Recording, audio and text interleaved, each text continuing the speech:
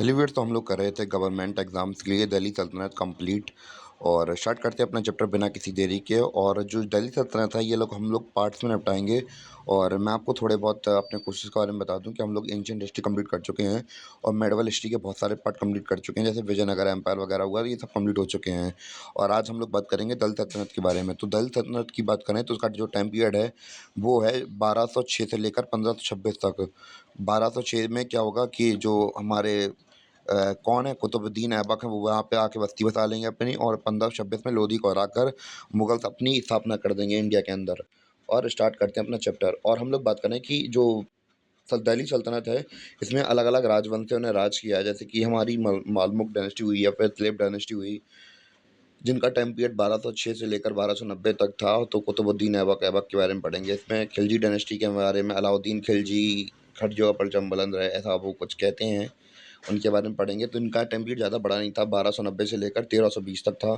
फिर इसके बाद पढ़ेंगे तुगलक राजवंश के बारे में। तो इनका टाइम पीरियड 1320 से लेकर 1414 तक था। फिर इसके बाद पढ़ेंगे सैयद डायनेस्टी के बारे में। तो इनका जो टाइम पीरियड था वो 1414 से लेकर 1451 तक था। फिर हम लास्ट में बात करेंगे लोधी डायनेस्टी के बारे में, यानी कि लोधी राजवंश के बारे में। इनका टाइम पीरियड 1451 से लेकर 1526 तक था। तो ये इनका टाइम पीरियड रहा है दिल्ली सल्तनत का, क्योंकि 1526 के बाद मुगल एम्पायर लग जाएगा, तो फिर मुगल एम्पायर को हम लोग अच्छी तरीके से समझेंगे। तो सबके बारे में डिटेल से समझना स्टार्ट करते हैं। सबसे पहले हम लोग बात करेंगे स्लेव डायनेस्टी, यानी कि स्लेव डायनेस्टी यानी कि मुलमुल डायनेस्टी के बारे में पढ़ेंगे। मुलमुक राजवंश के बारे में बात करेंगे। तो फिर हमें पता है कि जैसे ही क्या हुआ था कि पहली बैटल ऑफ सरायन कब हुई थी, 1991 में हुई थी, जिसमें कि गौरी को किसने हरा दिया था, और जो हमारे पृथ्वीराज चौहान थे उन्होंने इन्हें हरा दिया था। और दूसरी बैटल में फिर गौरी ने पृथ्वीराज चौहान को हरा के अपने पास ले आके उसकी उनकी आंखें वगैरह फोड़ के फिर उनकी मृत्यु हो गई थी। फिर उनके जो हम लोग बात करें ससुर बोले या फिर मौसेरे भाई बोले, जयचंद को 1194 में मार दिया उन्हें। तो इनको मारने के बाद उनकी 1206 में मृत्यु हो गई। मृत्यु से पहले जो गौरी था, तो गौरी ने अपनी जो गद्दी थी दिल्ली की, वो किसे दे दी थी? वो दे दी थी अपने स्लेव यानी कि जनरल को दे दी थी, जिसका नाम कुतुबुद्दीन, सॉरी, वो क्या बोल रहा, सॉरी मैं नाम भूल गया। मेरे भी दिमाग से कभी-कभी नाम क्लिक हो जाता है। तो हाँ, उनका नाम कुतुबुद्दीन ऐबक था। तो कुतुबुद्दीन ऐबक को उन्होंने अपनी गद्दी दे दी थी, फिर उसके बाद वहीं से उन्होंने गद्दी सँभाली थी।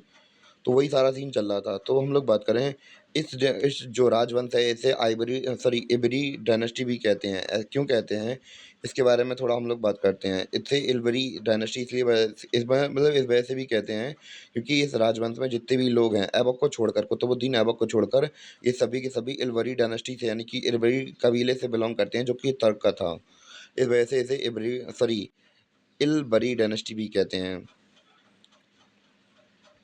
और हम लोग बात करें इस जो राजवंश है, इसमें हम लोग बेसिकली, ऐसा नहीं है कि सब खानदान में सब एक दूसरे के बेटे भाई बहन ही हैं, यानी कि दूर दूर के से भी लगते हैं। और इस पे हम इसे स्लेव डायनेस्टी इस वजह से भी कहा जाता है, क्योंकि इसमें ज़्यादातर रूलर्स होंगे वो या तो फिर गुलाम वंश के राजा के साथ, मतलब नौकर होंगे, या फिर खुद वो गुलाम होंगे किसी के। तो इस वजह से इसका नाम गुलाम वंश पड़ता है। तो इसके अंदर हम लोग कुतुबुद्दीन ऐबक के बारे में पढ़ेंगे, जिनका टाइम पीरियड 1206 से लेकर 1210 तक था।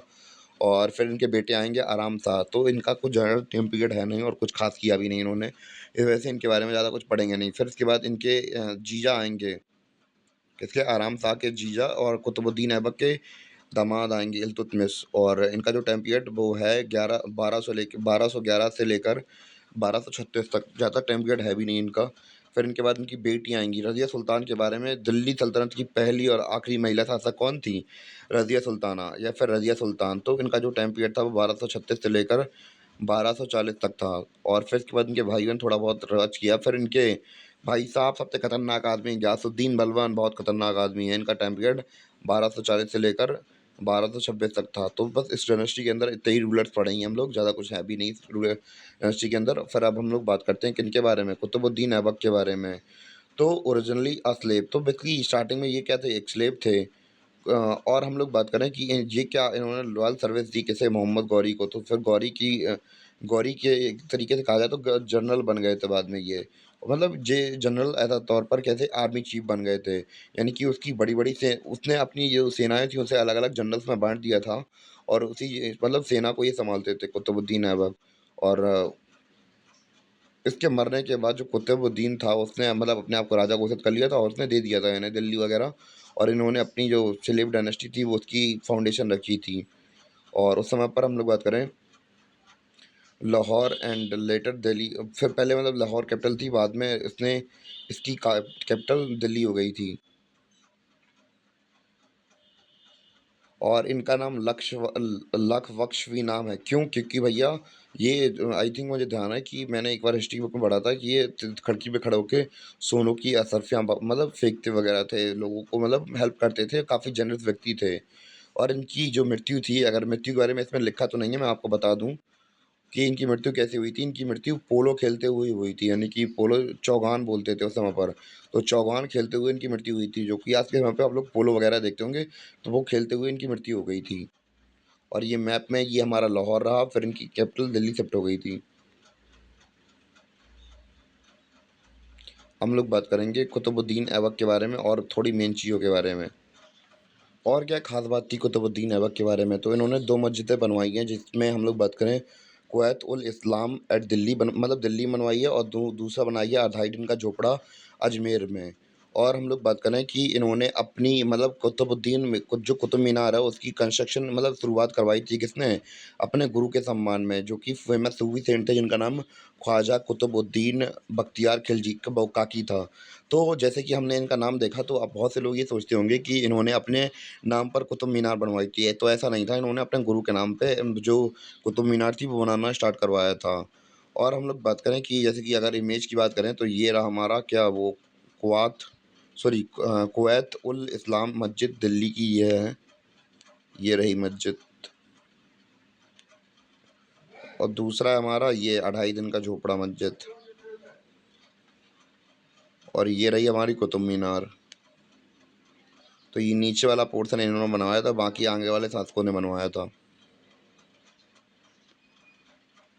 और इन्होंने क्या किया कि जो भैया ऐबक था ये बहुत जो मतलब समझदार व्यक्ति थे, इनको अपने आसपास रखता था, यानी कि पैट्रॉन था लर्निंग का। यानी कि जो जो लोग मतलब विद्वान थे उन्हें अपने पास रखता था।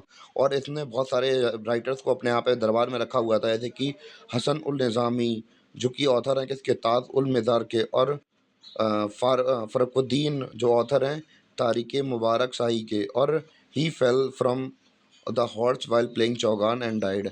तो भैया जैसे कि मैंने आपको पहले ही बताया था कि भैया ये मतलब लर्निंग के बहुत बड़े पैट्रॉन थे, यानी कि समझदार व्यक्ति को रखते थे। जैसे कि हमने बात की हुसैन उल निज़ामी को और फ़खरुद्दीन को, इन्होंने अपने कोर्ट वगैरह में रखा हुआ था।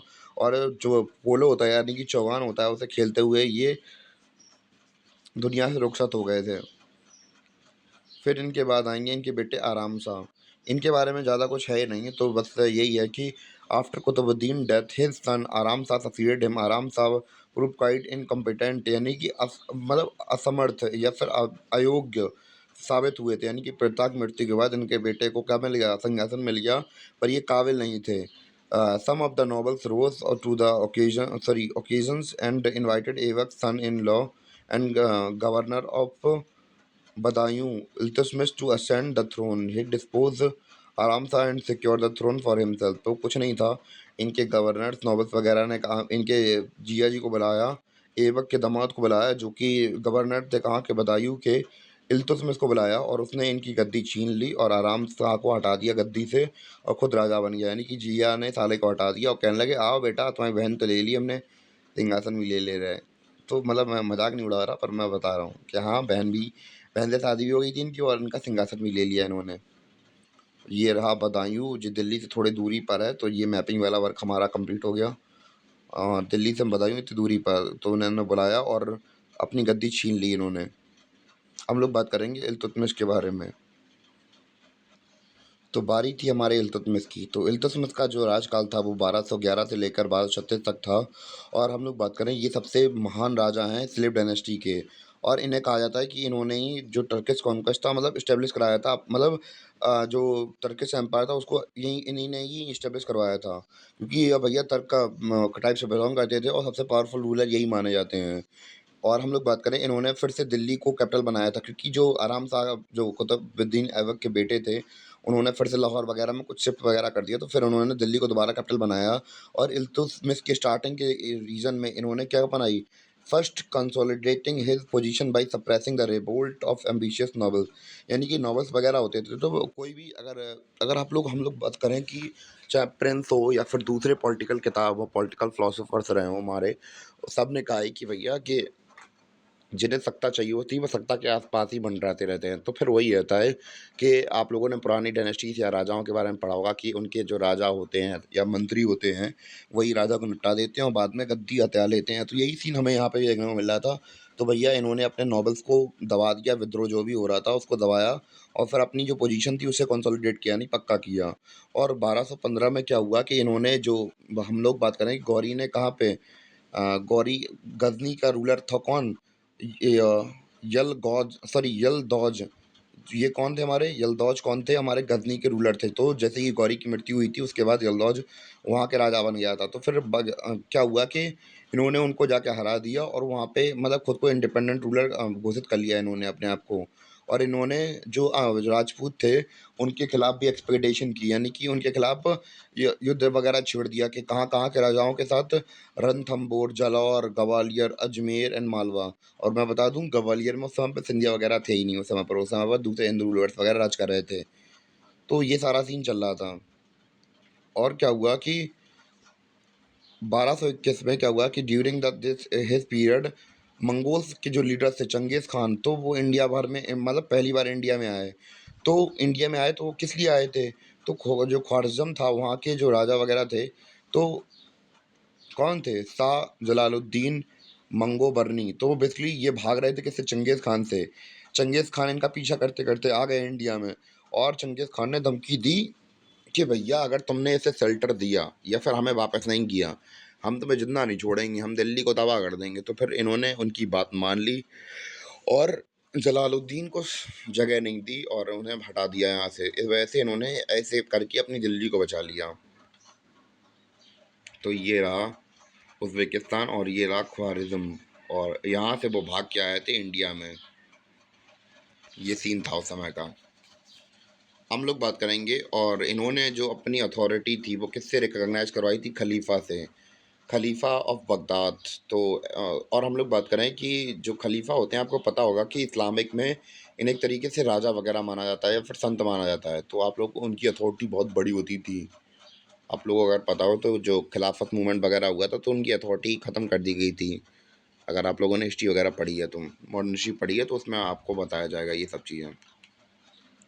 तो एक तरीके से हम लोग ये कह सकते हैं कि इन्होंने ठप्पा लगवाया था, सर्टिफिकेट लिया था किससे? कैलिफ के पास जाके बगदाद में कि भैया जो हम लोग बात करें इस्लामिक स्टेट्स हैं उनमें हमारा नाम भी शामिल कर लीजिए। हम भी भैया दूर की बिरादरी नहीं है, आपके अंदर के ही शामिल हैं, इस्लामिक स्टेट हैं और हम भी एक राजा हैं, हमारा साम्राज्य है। तो बस ये सर्टिफिकेट लिया था कि इन्होंने कैलिफ से लिया था इन्होंने। और इन्होंने कंस्ट्रक्शन करवाई, मतलब कंप्लीट कुतुब मीनार को कंप्लीट कराया था, जो कि इनके ससुर साहब ने यानी कि कुतुबुद्दीन ऐबक ने स्टार्ट करवाई थी। और इन्होंने 40 लॉयल स्लेव्स अमीन्स को क्या करवाया था? मतलब 40 लोगों का ग्रुप था तुर्किश का, जो कि इनके वफादार मिनिस्टर थे, उनका ग्रुप बनवाया। और मतलब ग्रुप इसलिए बनाया था क्योंकि हेल्प हो सके एडमिनिस्ट्रेशन में। और उसे क्या कहा गया? तुर्क चालगानी कहा गया या फिर चालीसा कहा गया उसे। जो कि आप लोग अभी आगे चल के रज़िया सुल्तान वगैरह में देखेंगे तो बहुत ज़्यादा दिक्कतें पैदा कर देंगे वो रज़िया सुल्तान के लिए। और ये रहा हमारा ईरान, ये रहा हमारा बगदाद, ये वाला रीजन में। और थोड़े बहुत पॉइंट और हम लोग बात कर लेते हैं। सबसे इम्पोर्टेंट ये है कि इन्होंने इक्ता सिस्टम स्टार्ट करवाया था दिल्ली सल्तनत के अंदर। तो इस इक्ता सिस्टम के अंदर होता ये है कि जो इनके जो मिनिस्टर्स सॉरी जो इनके जागीरदार थे या इक़्तेदार थे, तो वो क्या करते थे, उनको ज़मीन दे दी जाती, 6 गाँव की, 7 गाँव की ज़मींदारी दी जाती थी। उनसे कहा जाता था भैया आप लोग इसको मतलब इस एरिया के 6 गाँव को आप ही सँभालिए, प्रशासन व्यवस्था एडमिनिस्ट्रेशन आप ही देखिए, बस केवल टैक्स कलेक्ट करके हमें दिल्ली में भिजवा दीजिए। जो कि आपके एक्सपेंसेस बनते हों, जो भी आपके खर्चे हों, जितने सरकारी खर्चे हों, बस वो आप काट लीजिए और बाकी जितना पैसा बचता है, जो सरप्लस बचता है, वो हमारे पास दिल्ली भिजवा दीजिए सल्तनत के पास में। तो ये इक़्तिदारी का सिस्टम था। इवन कि इसको हम लोग बात करें, विजयनगर के एम्पायर लोग भी कॉपी कर लेंगे थोड़ा बहुत ऐसे। बस इतना ही है। और इन्होंने सिल्वर के सिक्के थे उसे तनका कहा गया और कॉपर के सिक्के थे उसे जित्तल कहा गया, तो ये इंट्रोड्यूस करवाए थे। और इन्होंने मिनहाज उस सिराज जो कि ऑथर हैं किसके? तबक़ात नसारी के, यानी कि एक किताब लिखी है इन्होंने, उसको संरक्षण वगैरह दी थी। और इन्होंने क्या करवाया? डोम सिस्टम मतलब जो जो डोम बिल्डिंग होती है, जो गोल गुम्बज टाइप में होती है, तो वैसे ही उस पर महारत हासिल कर ली थी इन्होंने। और इन्होंने बनवाई थी क्या, इन्होंने बनवाई थी सुल्तान गढ़ी बनवाई थी दिल्ली के अंदर। और यही हमारा चैप्टर खत्म हो जाता है। थोड़ा एक बार रिवाइज कर लेते हैं चैप्टर को बिना किसी देरी के। तो हमने दिल्ली सल्तनत के बारे में क्या क्या पढ़ा था वो देख लेते हैं हम। कुछ नहीं, दिल्ली सल्तनत के हमने देखा था कि यहाँ पे अलग अलग राजवंशों ने राज किया था, जो कि क्या कहा जाता है, स्लेव डायनेस्टी कहा जाता है। दिल्ली सल्तनत के अंदर सबसे पहली डायनेस्टी है स्लेव डायनेस्टी, दूसरी है खिलजी, तीसरी है तुगलक, चौथी है सैयद, पांचवी है लोधी। इन राजवंशों ने राज किया था। स्लेव डायनेस्टी के बारे में बात करें, इसके ज़्यादातर रूलर्स गुलाम या गुलाम के नौकर वगैरह थे। तो ये सारा सीन था, इस वजह से इसे स्लेव डायनेस्टी कहा जाता था। इलवरी इसलिए कहते थे क्योंकि ज़्यादातर इसके जो सुल्तान रहे हैं वो इलवरी टाइप से आते हैं, तर्क की।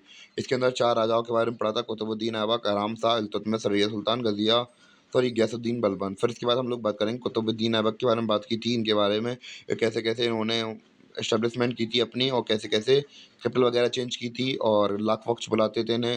इन्होंने कैपिटल चेंज की थी, और इन्होंने कुवैत उल इस्लाम नाम की मज़ार बनवाई थी, और अदाइद इनका झोपड़ा बनवाया था। और इन्होंने सूफ़ी संत सॉरी अपने गुरु के नाम पर कुतुब मीनार की नींव रखी थी इन्होंने। और इन्होंने काफ़ी कई लोगों को, लर्नर्स को संरक्षणा भी दी थी। और ये रही इनकी बिल्डिंग्स वगैरह, जो इन्होंने बिल्डिंग्स वगैरह बनवाई हैं। और इनके बेटे आएंगे फिर आराम से, ज़्यादा कुछ कर नहीं पाएंगे, इनके जीजा इन्हें निपटा देंगे। और इनके जीजा कहाँ के, बदायूं के गवर्नर थे, और दिल्ली से बदायूं में आ गए। और इल्तुतमिश के बारे में कुछ ये बातें हैं कि ये सबसे महान राजा थे, इन्होंने पावर बहुत ज़्यादा एक्यूमुलेट कर ली थी। इन्होंने लाहौर से दिल्ली कैपिटल बनवाई थी। ये ऐबक के दामाद थे। और अगर हम लोग बात करें कि इन्होंने रिवोल्ट वगैरह दबाई थी नोबल्स की। और क्या हुआ था कि 1221 में जो मंगोल चंगेज़ खान इंडिया में आया था, और इंडिया को उससे बचाया था, क्योंकि वो एक आदमी को ढूंढ रहा था जिसका नाम क्या था, शाह जलालुद्दीन मंगो सॉरी मंग मंगो बर्नी था। तो वो भाग रहा था किससे, चंगेज़ खान से। तो उसने चंगेज़ खान ने इनसे कहा कि भैया हमें वापस कर दो ये आदमी, तो इन्होंने कर दिया था। उसे सलाह मतलब बचाया नहीं था उन्होंने, कि अगर बचा लेते थे वो तो चंगेज़ खान दिल्ली बदनाम कर दे मतलब बर्बाद कर देता। ये रहा ख्वारिज़्म, मैप में देख लीजिए आप लोग। ये रहा उज़्बेकिस्तान जहाँ से वो राजा आया था। इल्तुतमिश के बारे में और कुछ जानकारी थी कि इन्होंने खलीफा से सर्टिफिकेशन करवाया था कि हम भी इस्लामिक स्टेट के एक राजा हैं। तो और इन्होंने कुतुब मीनार बनवाई थी, पूरी करवाई थी। और इन्होंने चालीसा बनवाया था, 40 लोगों का ग्रुप। और एकता सिस्टम स्टार्ट करवाया था, जिसमें सैलरी वगैरह नहीं दी जाती थी जनरल्स वगैरह को। और इन्होंने चांदी के सिक्के स्टार्ट करवाए थे, जिन्हें सिल्वर या फिर तनका कहा जाता था। और जो कॉपर के होते थे जित्तल कहा जाता था। और इन्होंने, हम लोग बात करें कि सुल्तान गढ़ी बनवाई थी दिल्ली में। तो ये कुछ बेसिक जानकारी थी दिल्ली सल्तनत के स्लेव डायनेस्टी के बारे में। और स्लेव डायनेस्टी के अगले वीडियो के बारे में हम लोग अपने अगले लेक्चर में बात करेंगे। और आज का जो वीडियो था वो यहीं तक था। और बाकी ये जो वीडियोस हैं आपको चैनल की प्लेलिस्ट में मिल जाएंगे। तब तक के लिए धन्यवाद।